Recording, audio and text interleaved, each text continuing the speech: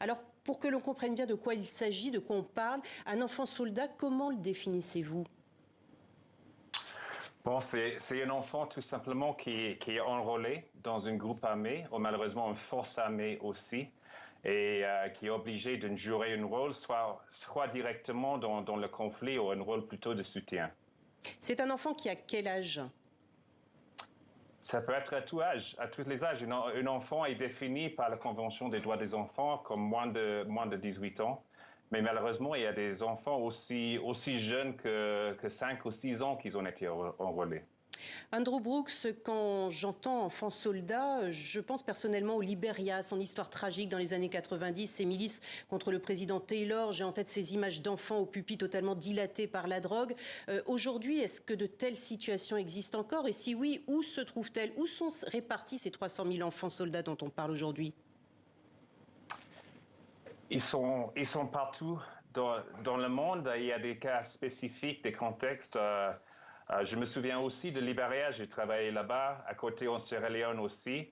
Et ce cas de figure, ça existe toujours. Si on veut voir le nord-est de Nigeria, ici, on a des conflits, quand je dis aussi en Afrique de l'Est, en Afrique australe, on a les conflits qui datent depuis très longtemps, au sud du Soudan, au Somalie. Et ces enfants-là que vous avez vus peut-être au Liberia, ils sont toujours là, malheureusement. Qu'en est-il sur une guerre dont on parle beaucoup depuis le 24 février de l'année dernière, l'Ukraine? On a parlé d'enfants envoyés en Russie dans les tout premiers mois de la guerre, les premières semaines, que les Russes auraient ensuite enrôlés pour les faire combattre aux côtés des forces russes. Vous avez des éléments à nous communiquer? C'est de l'info, c'est de l'intox, qu'en est-il? Sur ce contexte-là, je n'ai pas d'infos spécifiques, c'est pas où je travaille.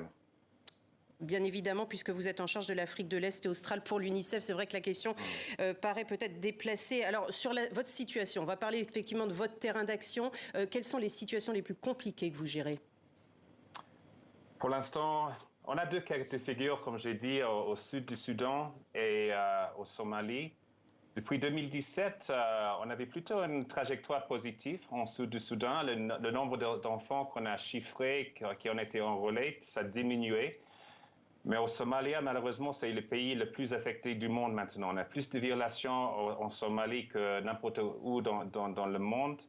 On est très inquiet à côté du conflit qui date depuis longtemps. On a de la sécheresse et les zones de conflit coïncident avec les zones les plus touchées par la sécheresse. Donc, énormément de risques d'enlèvement des enfants, de recrutement des enfants, de la violence sexuelle contre les enfants. Et ça ne va pas dans le bon sens, malheureusement. Que fait l'UNICEF précisément pour chacun de ces enfants soldats? Est-ce qu'il y a un travail de réinsertion, de rescolarisation? Comment travaillez-vous? Oui, bien sûr, ça commence avec beaucoup de plaidoyer, soit avec les gouvernements, parce que c'est les gouvernements qui sont responsables pour la protection de leurs enfants, aussi bien qu'un engagement directement avec les groupes armés, les non-étatiques, afin de reconnaître que les conséquences d'enrôler, d'utiliser les enfants, c'est très grave pour les enfants. Et l'UNICEF, ce qu'on fait, on essaie de faire libérer ces enfants-là. On offre une prise en charge.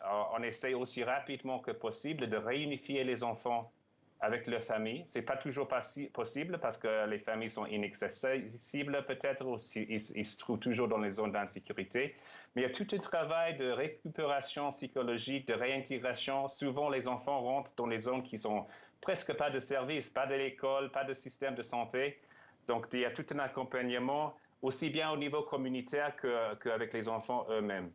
Andrew Brooks, une dernière question, parce que justement, vous parlez de situations extrêmement compliquées pour chacun de ces enfants. Et justement, un enfant soldat, que devient-il lorsqu'il est adulte? Il peut tout faire. Il peut tout faire. Les enfants, des fois, c'est vrai que ça leur prend énormément de temps de récupérer. Mais si on leur donne l'opportunité de récupérer, c'est un enfant qui peut devenir tout ce qu'il veut. Il peut devenir chanteur, il peut devenir danseur, il peut devenir ingénieur. C'est juste un coup de main et une bonne transition qu'il faut. Et c'est remarquable la résilience de ces enfants. J'ai travaillé directement avec ces enfants et leur capacité de laisser derrière toutes les atrocités qui sont vécues, c'est incroyablement, c'est juste quelque chose d'incroyable. Donc, il faut continuer de soutenir ces enfants.